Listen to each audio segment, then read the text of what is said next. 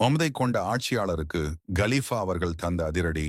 அம்ர் இப்னு as really அவர்கள் எகிப்து நாட்டின் ஆளுநராக இருந்த வேளை அவரது மகன் எகிப்தியர் ஒருவரை சாட்டையால் அடித்து விட்டார். அடிபட்ட மனிதர் மதீனா சென்று மன்னரான கலீஃபா உமர் ரலி அவர்களிடம் இது பற்றி முறையிட்டார். உடனே கலீஃபா அவர்கள் ஆளுநரையும் அவர் மகனையும் உடன் மதீனாவுக்கு வரவழைத்தார்கள்.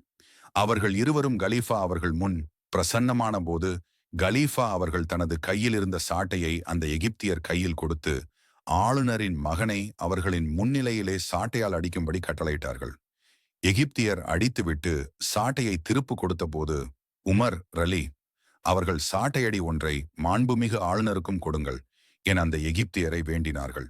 தனது தந்தை ஆளுநர் என்ற கர்வத்தாலேயே அவரது மகன் இவ்வாறு நடந்துள்ளார் என்றார்கள். அந்த எகிப்தியரோ எனக்கு யார் அடித்தார்களோ அவருக்கு நான் பதிலடி கொடுத்து விட்டேன், எனக்கு இது போதும் என்றார்.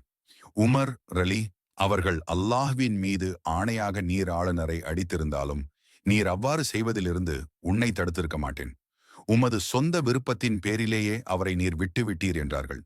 பின்பு உமர் ரலி அவர்கள் ஆளுநரை பார்த்து கோபமாக, ஏ அமீரே, மனிதர்கள் தமது தாயின் வயிற்றிலிருந்து சுதந்திர மனிதராகவே பிறக்கிறார்கள். அவர்களை நீர் எப்போது அடிமைப்படுத்த ஆரம்பித்தீர் என்று கூறி எச்சரித்தார்கள். ஆட்சியாளர்களும் சட்டத்திற்கு அப்பாற்பட்டவர்கள் அல்லர் என்ற உண்மையை இஸ்லாம் 1400 ஆண்டுகளுக்கு முன்னரே உலகுக்கு உணர்த்தி மனித உரிமைக்கு மதிப்பளித்தது.